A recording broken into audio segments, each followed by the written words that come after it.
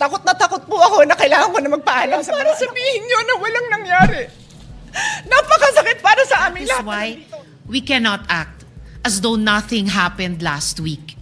Sila ang elevator women and boys natin. Nandoon po sila. So dear colleagues, napakarami nang nangyari. And one more thing, wala ho akong sinisisi. Pero nung pagkatapos ng lahat, pagtingin ko ng group natin, yung dating nangangamusta sa amin.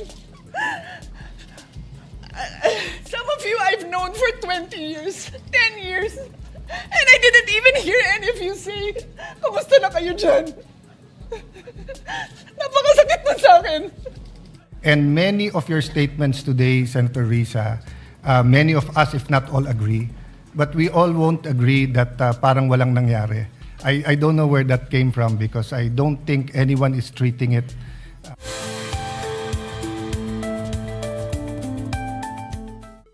Minority Leader, may I just give, you're my kuya but she's my ate.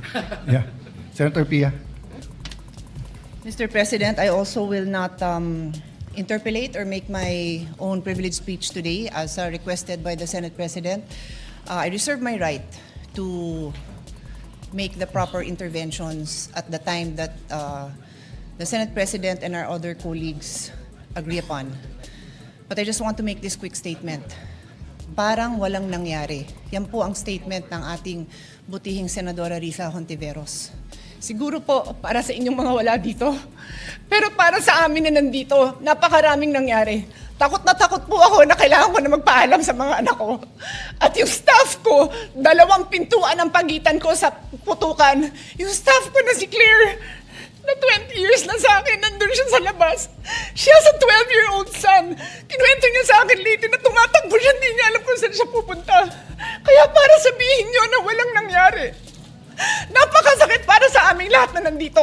And as I said, 2 pintuan ang nagpo-protect sa akin sa putukan.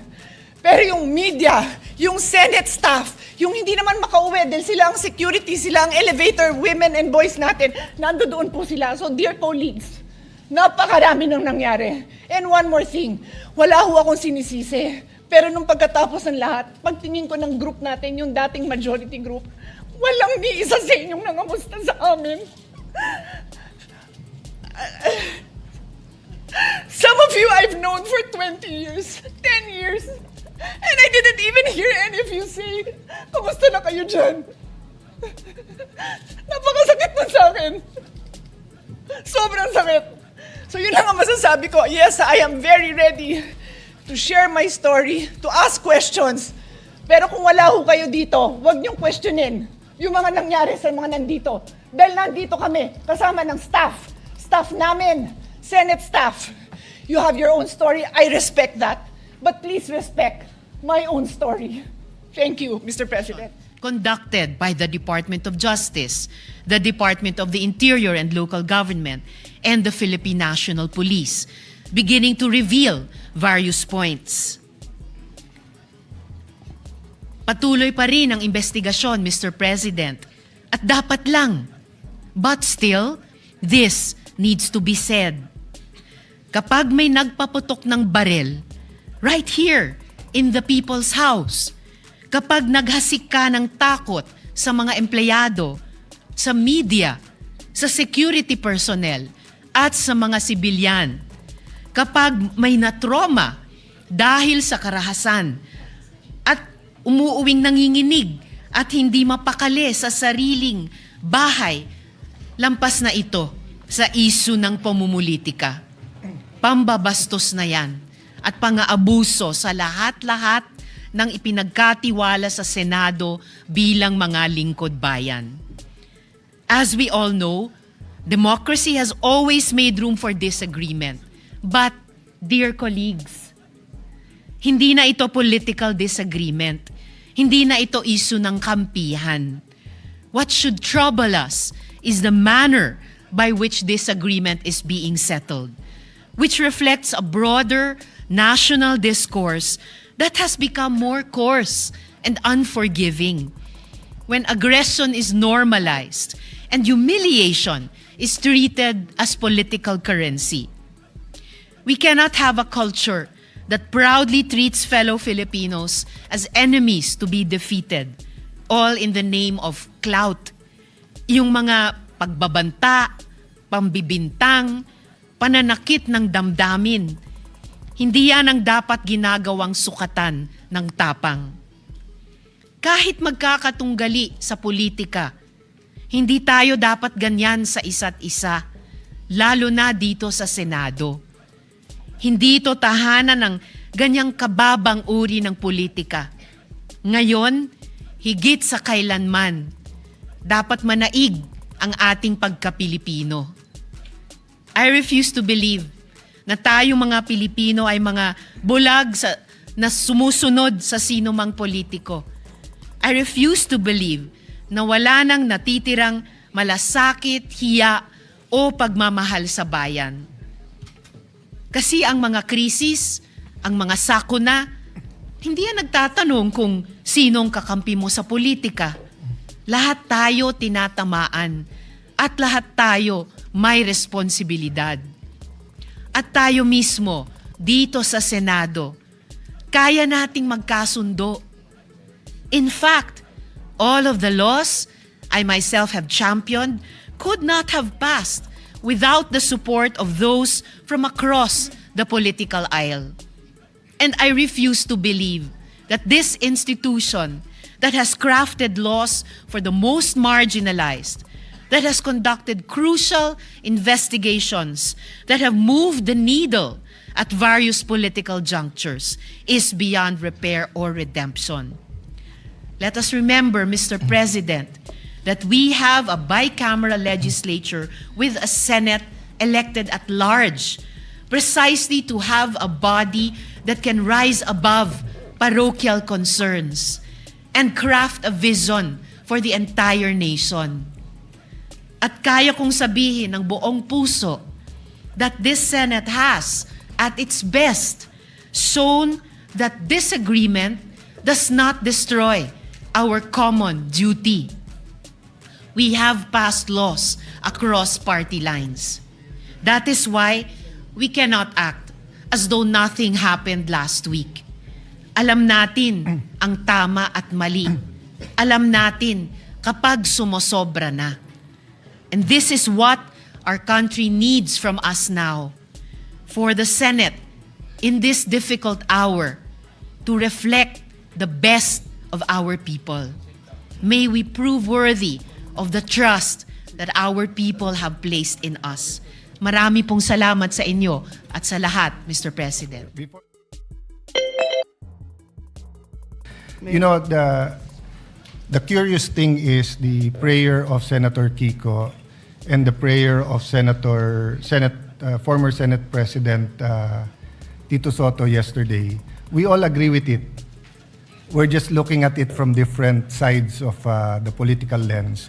And many of your statements today, Senator Risa, many of us, if not all, agree. But we all won't agree that parang walang nangyari. I don't know where that came from because I don't think anyone is treating it trivially. It's just a matter of how we can focus on it given that there is a real economic crisis, crisis of prices, oil crisis. Our stock is running out. We're convening into an impeachment court. You know, our staff are overwhelmed by the number of investigations, by the number of subpoenas that are here. They're asking us to produce so many things while we're also doing our own. So while we will agree with you and let's discuss later on which committee, I do not think anyone is acting as if parang walang nangyari. Senator Pia or Senator Marcoleta? Thank you, Mr. President. Mr. President, may I ask if Senator Risa would yield to a few questions? Can we take a minute suspension? Minority Leader. Mr. President, yes, of course, we sympathize with the manifestation made by Senator Pia Cayetano. But my position is merely to give a suggestion for your consideration and for the consideration of our colleagues. I think this particular issue, once culminated, should be referred to the Committee of the Whole. The reason being, it is an extraordinary remedy necessary because of the issues of Senate institutional security. With the chamber itself is affected. The institution is threatened. There are multiple Senate committees that are going to be involved: public order, justice, rules, ethics, even finance, because of the procurement of the weapons allegedly that were used. So the Senate has a direct institutional stake, every senator. So this is not just a majority or minority. So therefore, may I give a suggestion that you consider the possibility of all these manifestations be referred to the Committee of the Whole. And in the past, the Committee of the Whole, when we investigated Parmali, we investigated PhilHealth, it was the Senate President that chaired the Committee of the Whole, unless he appoints a This co-chairman. representation always takes, you know this, Your Honor, always takes your suggestions seriously. So your Thank you. Ito nga si Senador Hontiveros, no? Parang mima lang, no? Mima lang, magtatayo ka dyan sa plenaryo at sasabihin mo na parang wala lang nangyari. Eh, syempre, ipapalag yung ibang mga senador na naiwan doon, yung kasagsagan ng putukan, di ba? Kasi kung sasabihin mo na parang walang nangyari, syempre, yung mga na phobia or na trauma sa nangyaring yun, syempre, sinabi ni sabi ni Senadora Pia na parang dumating na sa punto na magpapaalam na siya ng kanyang mga anak, di ba? So, ito nga si Hontiveros, despite of this, na kasama niya, babae, wala nga daw tumawag or even nag-message na kumusta na kayo dyan, anong nangyari, di ba? Parang walang kumustahan eh. Walang nangyaring kumusta.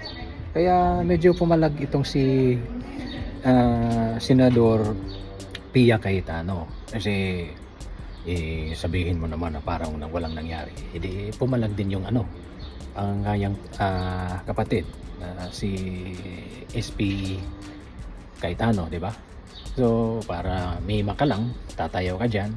Although, may punto naman yung mga arguments mo sa nangyari. Pero kung sasabihin mo na parang wala lang, di siyempre, emosyonal yung kasama mong senadora, di ba?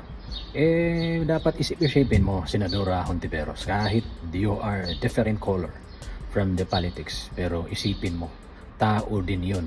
At kung different man kayo ng color sa politika, magiging sensitive ka. Maging sensitive ka at may empathy.